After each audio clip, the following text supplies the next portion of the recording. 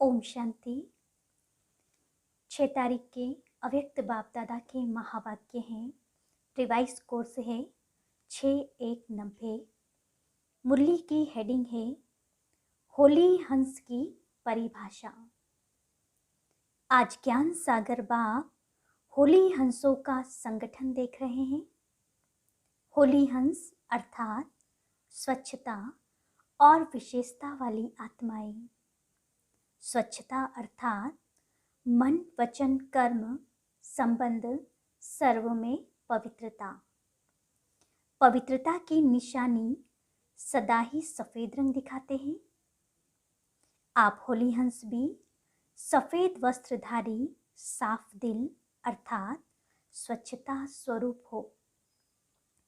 तन मन और दिल से सदा बेदाग अर्थात स्वच्छ हो।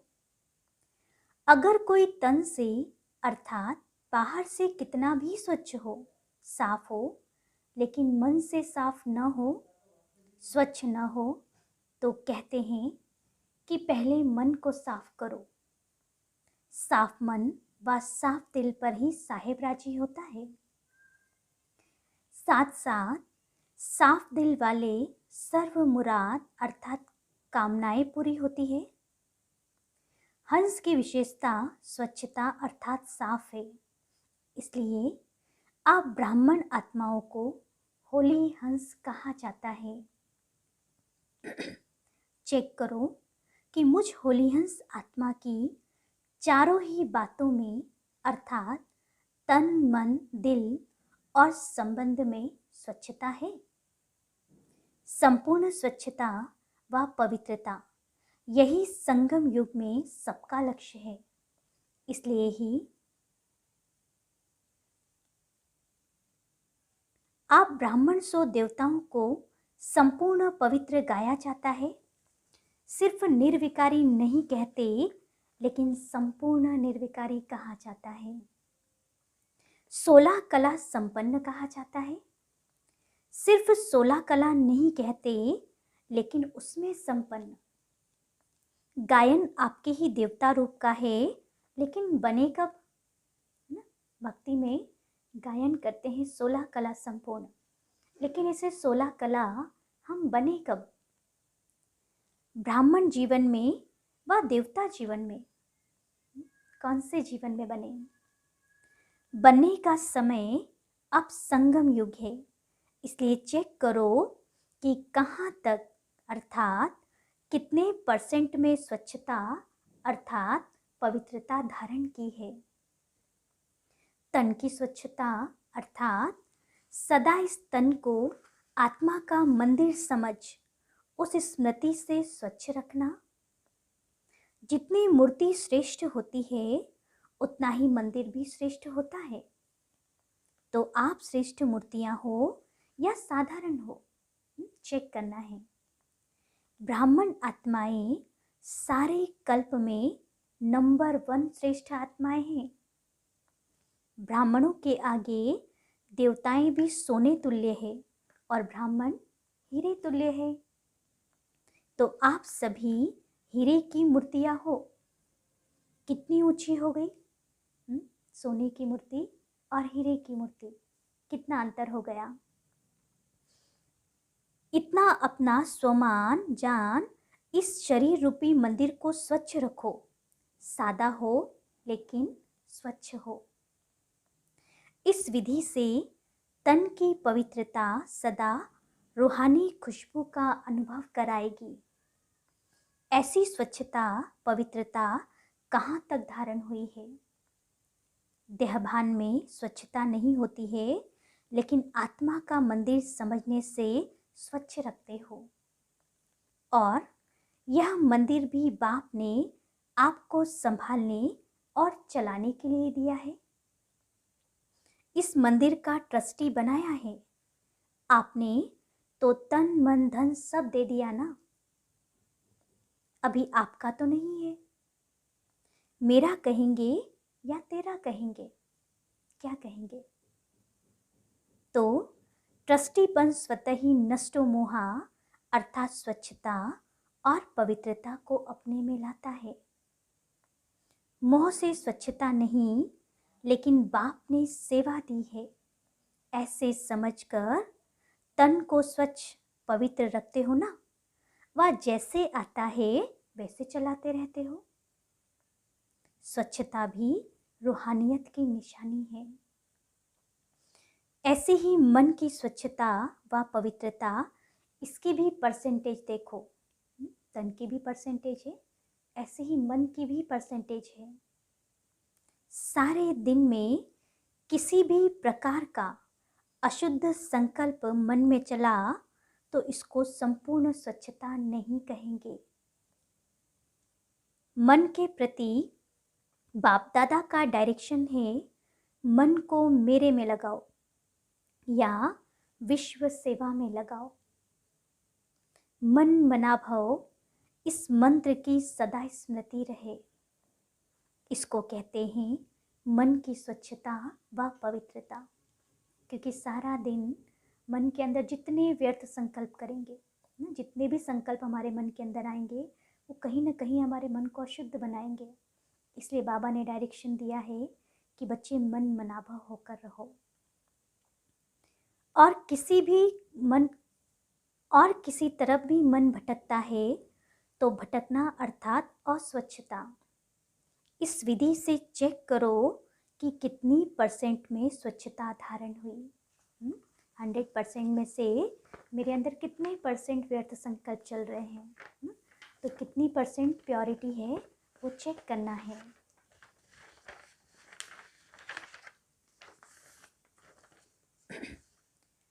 विस्तार को जानते हो ना। तीसरी बात, दिल की स्वच्छता।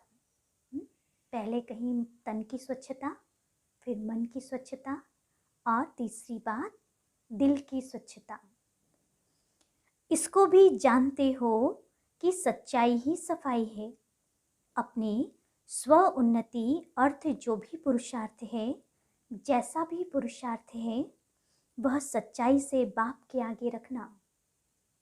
तो एक स्वयं के पुरुषार्थ की स्वच्छता, दूसरा सेवा करते सच्चे दिल से कहाँ तक सेवा कर रहे हैं,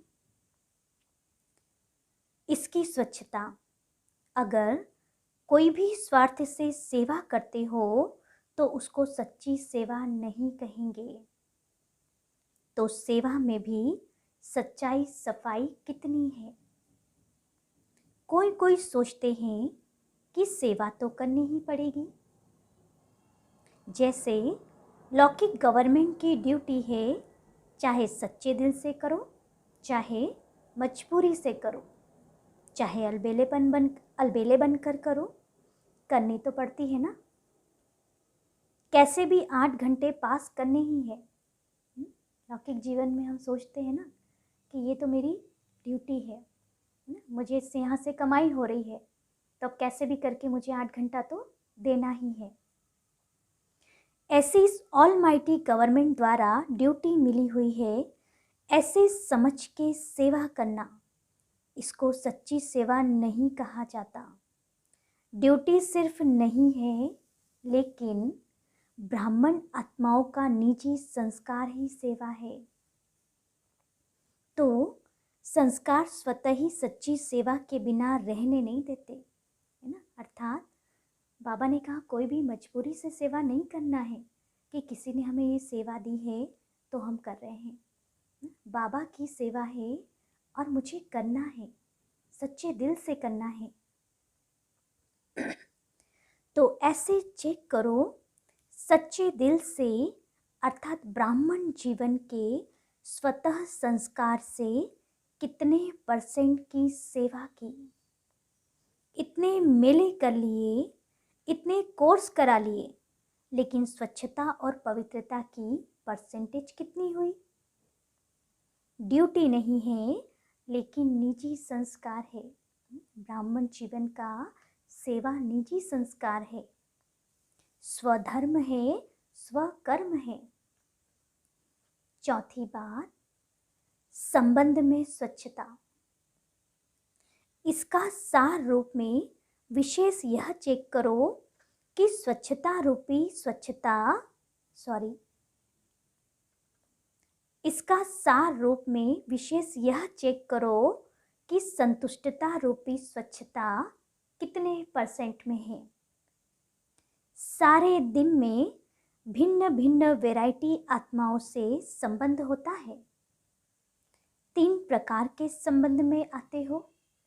पहला है ब्राह्मण परिवार के, दूसरा आए हुए जिज्ञासु आत्माओं के, और तीसरा लौकिक परिवार के। तीनों ही संबंध में सारे दिन में स्वयं की संतुष्टता और संबंध में आने वाली दूसरी आत्माओं के संतुष्टता की परसेंटेज कितनी रही। संतुष्टता की निशानी स्वयं भी मन से हल्के और खुश रहेंगे और दूसरे भी खुश होंगे। असंतुष्टता की निशानी है स्वयं भी मन से भारी होंगे।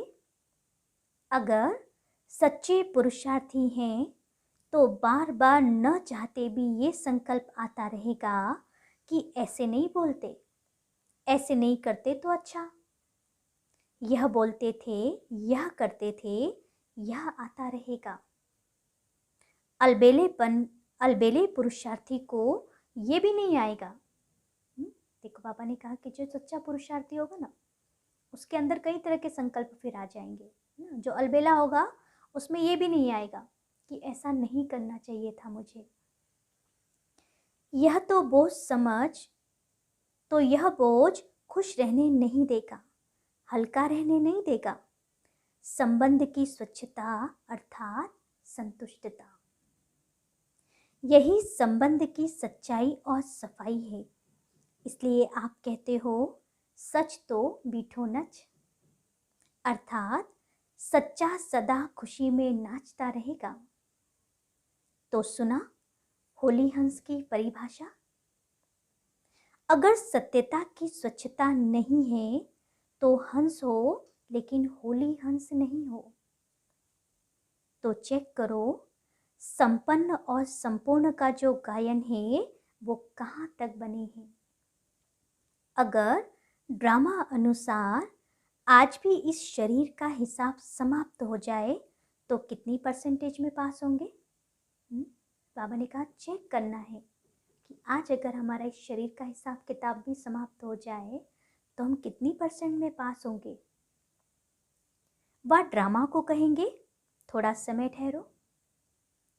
यह तो सोचकर नहीं बैठे हो कि छोटे छोटे तो जाने वाले हैं नहीं। बुद्धि में आता है ना कि अभी तो हमारी एज बहुत कम है। एवर रेडी का अर्थ क्या है। समय का इंतजार तो नहीं करते हो कि अभी 10 से 11 वर्ष तो है। बहुत करके 2000 का हिसाब सोचते हैं, लेकिन सृष्टि के विनाश की बात अलग है, अपने को एवर रेडी रखना अलग बात है। इसलिए यह उससे नहीं मिलाना कि विनाश की डेट तो अभी आई नहीं है, ऐसा नहीं सोचना। भिन्न भिन्न आत्माओं का भिन्न भिन्न पार्ट है।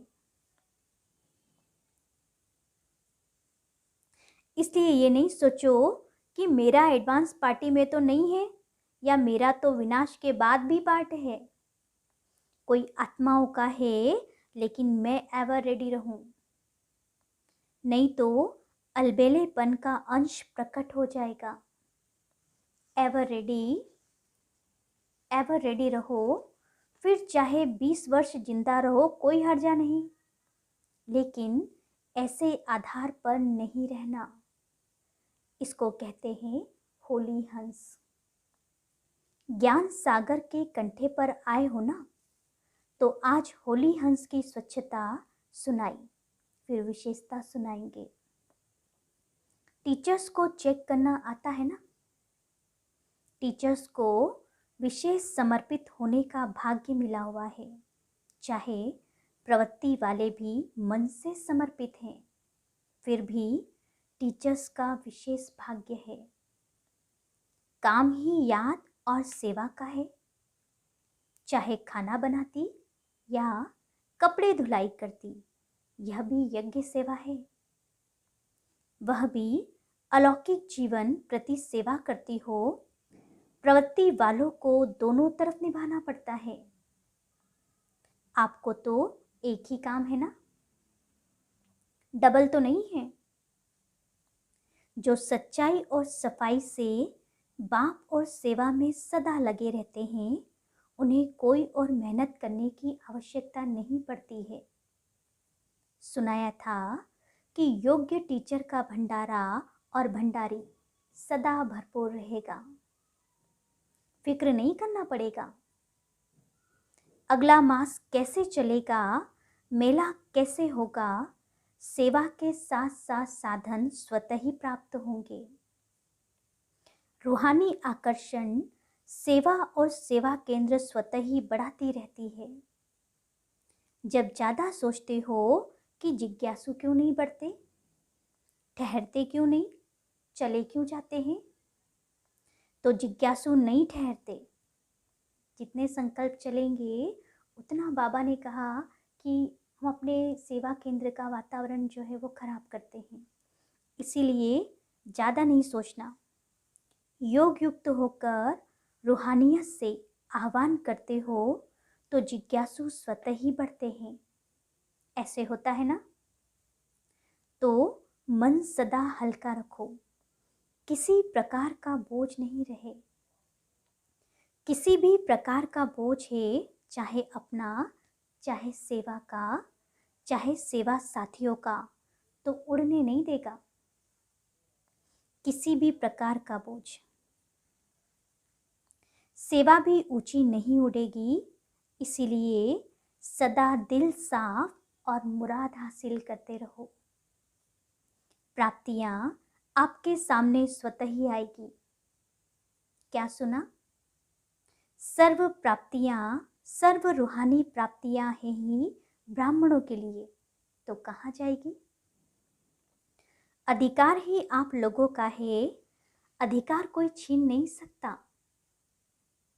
अच्छा, सर्व होली हंसों को, चारों ओर के सच्चे साहेब को राजी करने वाली, सच्चे दिल वाली श्रेष्ठ आत्माओं को, सदा स्वयं को एवर रेडी रखने वाले नंबर 1 बच्चों को, सदा अपने को गायन योग्य, संपूर्ण और संपन्न बनाने वाले बाप के समीप बच्चों को, सदा अपने को अमूल्य हीरे तुल्य अनुभव करने वाली अनुभवी आत्माओं को बाप दादा का याद प्यार और नमस्ते। और हम बच्चों का भी बाप दादा को याद प्यार और नमस्ते। फिर महाराष्ट्र ग्रुप से अव्यक्त बाप दादा की मुलाकात। सदा खुशहाल रहते हो। खुशहाल अर्थात भरपूर और संपन्न। खुशहाली स्वयं को भी प्रिय और औरों को भी प्रिय लगती है। जहाँ खुशहाली नहीं होती उसे कांटों का जंगल कहते हैं। तो आप सबकी जीवन खुशहाल बन गई है। और चाल कौन सी हो गई? जीवन तो खुशहाल हो गया, और चाल कौन सी हो गई? उड़ती कला वाली फरिश्तों की चाल हो गई। तो हाल भी अच्छा और चाल भी अच्छी। दुनिया वाले मिलते हैं तो हालचाल पूछते हैं ना। तो आपका क्या हालचाल है? हाल है खुशहाल और चाल है फरिश्तों की चाल। दोनों ही अच्छे हैं ना। खुशहाली में कोई कांटे नहीं आएंगे। पहले कांटों के जंगल में जीवन थी, अभी बदल गई। अभी फूलों की खुशहाली में आ गए। सदा जीवन में दिव्य गुणों के फूलों की फुलवाड़ी लगी हुई है। दिव्य गुणों के गुलदस्ते का चित्र बनाते हैं ना। वह दिव्य गुणों का गुलदस्ता कौन सा है? आप हो ना, या दूसरे कोई है? कांटों का कभी गुलदस्ता नहीं बनता, फूलों का गुलदस्ता बनता है। सिर्फ पत्ते ही होंगे तो भी कहेंगे गुलदस्ता ठीक नहीं है। तो आप स्वयं दिव्य गुणों का गुलदस्ता अर्थात खुशहाल हो गए। जो भी आपके संपर्क में आएगा उसे दिव्य गुणों के फूलों की खुशबू आती रहेगी और खुशहाली देख करके खुश होंगे।